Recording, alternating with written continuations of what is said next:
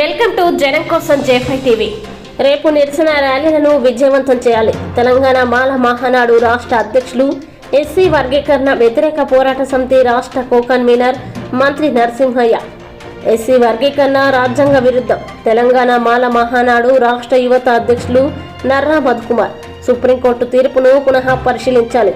తెలంగాణ మాల మహానాడు రాష్ట్ర working president doctor C Nageswara Rao బీహెచ్ఈఎల్లోని రాష్ట్ర కార్యాలయంలో ఏర్పాటు చేసిన విలేకరుల సమావేశంలో తెలంగాణ మాల మహానాడు రాష్ట్ర అధ్యక్షులు, ఎస్సీ వర్గీకరణ వ్యతిరేక పోరాట సమితి రాష్ట్ర కో-కన్వీనర్ మంత్రి నరసింహయ్య మాట్లాడుతూ, ఆగస్టు 1న భారతదేశ అత్యున్నత న్యాయస్థానమైన సుప్రీంకోర్టు ఎస్సీ ఎస్టీలని వర్గీకరించుకోవచ్చు అని రాష్ట్రాలకి అధికారం ఇస్తూ ఇచ్చిన తీర్పుకు వ్యతిరేకంగా ఢిల్లీలోని జంతర్ మంతర్ దగ్గర బీఎస్పీ అధినేత్రి, యూపీ మాజీ ముఖ్యమంత్రి మాయావతి, యూపీ మాజీ ముఖ్యమంత్రి అఖిలేష్ యాదవ్, కేంద్ర మంత్రి చిరాగ్ పాస్వాన్, యూపీ ఎంపీ డీమార్ట్ అధినేత చంద్రశేఖర్ ఆజాద్ చేపట్టిన సభకి మద్దతుగా తెలంగాణలోని అన్ని జిల్లాల్లోని అంబేద్కర్ చౌరస్తా నుండి కలెక్టర్ కార్యాలయాల వరకు నిరసన ర్యాలీలు చేపట్టి కలెక్టర్లకు ఎస్సీ వర్గీకరణకు వ్యతిరేకంగా వినతి పత్రాలు ఇవ్వాలని, అన్ని జిల్లాల్లో పెద్ద ఎత్తున నిరసన ర్యాలీలు చేపట్టి విజయవంతం చేయాలని పిలుపునిచ్చారు.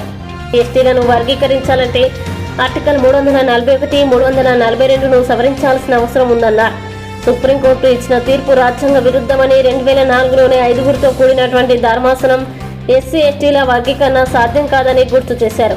గతంలో ఇచ్చిన తీర్పును గౌరవించాల్సిన అవసరం ఉందన్నారు. తెలంగాణ మాల మహానాడు రాష్ట్ర యువత అధ్యక్షులు నర్రా మధుకర్ మాట్లాడుతూ, ఎస్సీ ఎస్టీల వర్గీకరణ రాజ్యాంగ విరుద్ధమని పేర్కొన్నారు.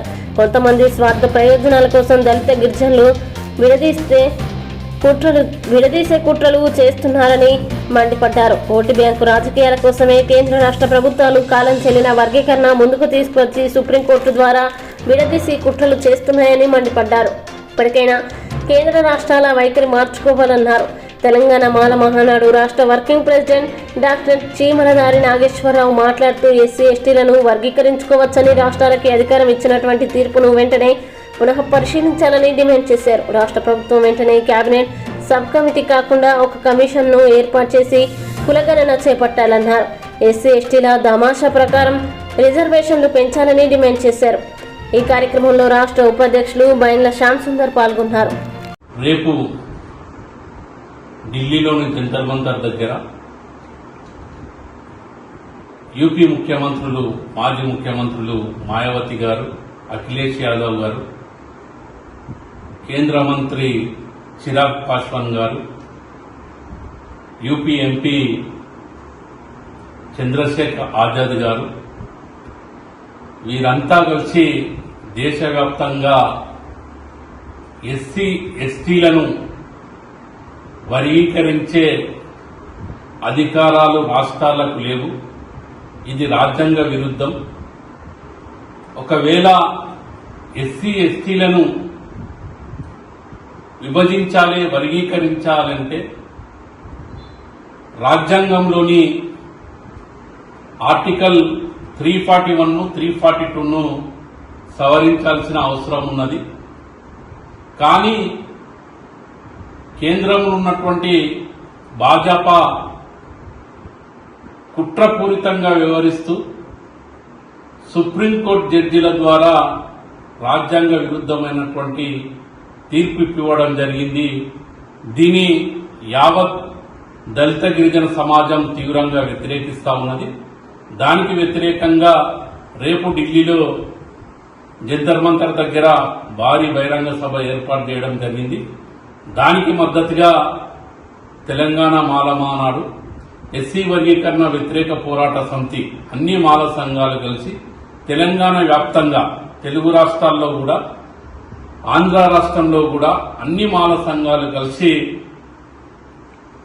రేపు అంబేద్కర్ చౌరస్తా నుండి అన్ని జిల్లా కలెక్టర్ కార్యాలయాల వరకు నిరసన ర్యాలీలు చేపట్టడం జరిగింది. దానికి మేము సంపూర్ణంగా మద్దతు ప్రకటిస్తా ఉన్నాం. ఖచ్చితంగా తెలంగాణలో ఉన్నటువంటి యావత్ మాల సమాజం అంతా కూడా పెద్ద ఎత్తున ఎక్కడ ఏ జిల్లాలో ఉన్నటువంటి అక్కడ ఆ జిల్లాలో పాల్గొని పెద్ద ఎత్తున పాల్గొని విజయవంతం చేయాలని మేము పిలుపునిస్తా ఉన్నాం. ఖచ్చితంగా ఏదైతే సుప్రీంకోర్టు ఇచ్చిన తీర్పు ఉందో, గతంలో 2004లో 5గురితో కూడినటువంటి ధర్మాసనం స్పష్టంగా చెప్పింది, ఎస్సీ వర్గీకరణ సాధ్యం కాదు, ఇది రాజ్యాంగ విరుద్ధము. ఒకవేళ ఎస్సీలను విడదీయాలంటే ఖచ్చితంగా 341, 342 ఆర్టికళ్లను సవరించాల్సిన అవసరం ఉన్నది. అంత స్పష్టంగా ఆనాడు చెప్పినటువంటి ధర్మాసనాన్ని ఆ తీర్పుని వ్యతిరేకిస్తూ మళ్లీ 7గురితో కూడినటువంటి ధర్మాసనం అనైతికంగా తీర్పు ఇవ్వడం దుర్మార్గమైన చర్య. దీన్ని వెంటనే సుప్రీంకోర్టు పరిశీలించాలని మేము డిమాండ్ చేస్తా ఉన్నాం.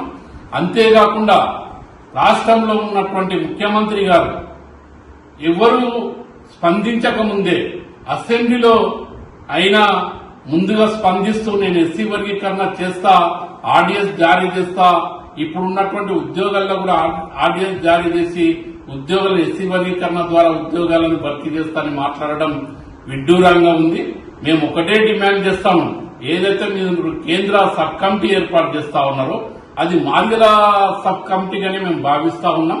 అది కాదు, నిజంగా ఈ తెలంగాణ రాష్ట్రంలో ఎంతమంది దళితులు ఉన్నారు, ఎంతమంది గిరిజనులు ఉన్నారు, కులగణన జరగాల్సిన అవసరం ఉన్నది.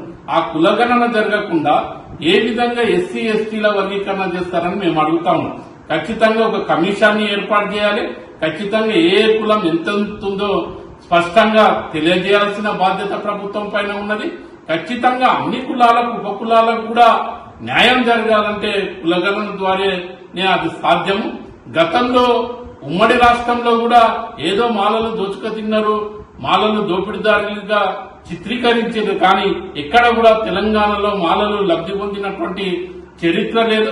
ఆనాడు ఉమ్మడి రాష్ట్రంలో కూడా అక్కడ ఆంధ్రలో మాలలు లబ్ధి పొందారు, ఇక్కడ తెలంగాణలో మాదిగలు లబ్ధి పొందారు. కానీ తెలంగాణలో ఉన్నటువంటి మాలలు ఎక్కడ కూడా లబ్ధి పొందినటువంటి చరిత్ర లేదు.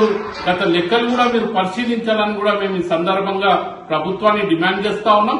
మీరు ఏదైతే ప్రభుత్వ సంక్షేమ పథకాలు ఉన్నాయో, 3 ఎకరాల భూమి గాని, దళితులకు కేటాయించినటువంటి అన్ని సంక్షేమ పథకాలు, మొన్నటికి మొన్న దళిత బంధు విషయంలో కానీ అన్నిట్లో కూడా 99% మాదిగలే లబ్ధి పొందారు, ఎక్కడ కూడా మాలలు లబ్ధి పొందలేదన్న విషయాన్ని ప్రభుత్వం గుర్తించాల్సిన అవసరం ఉన్నది.